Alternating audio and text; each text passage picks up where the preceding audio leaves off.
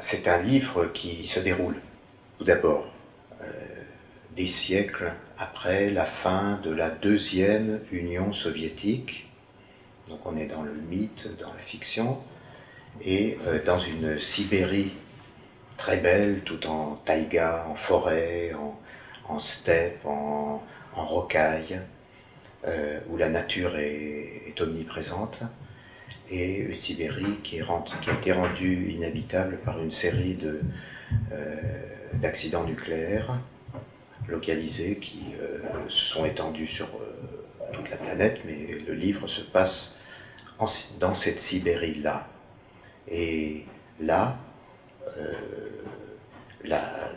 le décor est posé, c'est un décor de nature qui a retrouvé. Il n'y a plus de ville, il y a uniquement la forêt, la nature. Et sur ce décor, il y a deux scènes. Une première scène, un kolkhoz avec son président qui s'appelle Soloviev, qui est un magicien, un thaumaturge qui réorganise totalement le monde, qui ordonne le monde en fait, non seulement son kolkhoz, mais le monde entier, à partir de ses pulsions poétiques, de ses fantasmes, de ses rêves, et il est aidé dans sa tâche de réorganisation du monde par une vieille grand-mère qui, elle, est gardienne du puits au fond duquel se trouve la pile nucléaire déficiente du kolkhoz qui continue à s'enfoncer sous terre. Voilà. Et là-dessus, le personnage principal,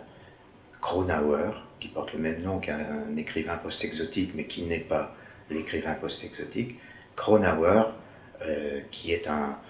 déserteur de l'armée rouge, un type sans grand clinquant, enfin,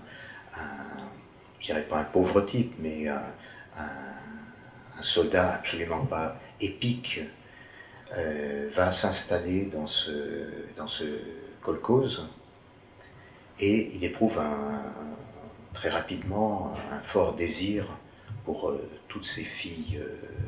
magnifiques du président du kolkhoz, et le président du kolkhoz, ça ne lui plaît absolument pas. Il se venge de Kronauer en le maudissant et en l'envoyant dans l'éternité purger sa punition éternelle,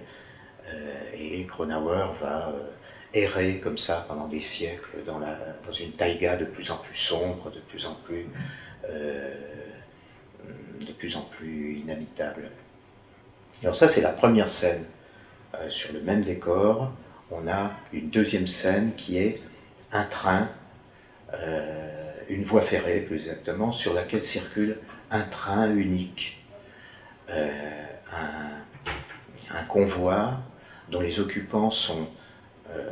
à moitié vivants, à moitié morts, comme très souvent dans mes livres, à moitié morts, à moitié vivants, à moitié soldats, à moitié prisonniers, et ce convoi erre sur sa voie ferrée à la recherche d'un camp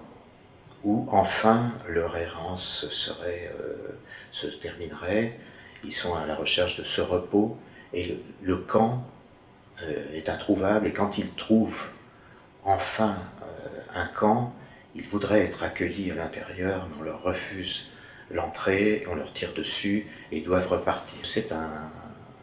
livre vraiment d'accès facile, c'est un grand roman avec une linéarité et puis des moments différents, mais qui se greffent sur l'histoire principale toujours. Sans doute cet aspect particulièrement épique qui reprend tout ce qui nous était cher au fil des 40 livres qui ont précédé, eh bien, je pense que ça donne un caractère un peu définitif, un peu terminal, mais radieux à ce livre.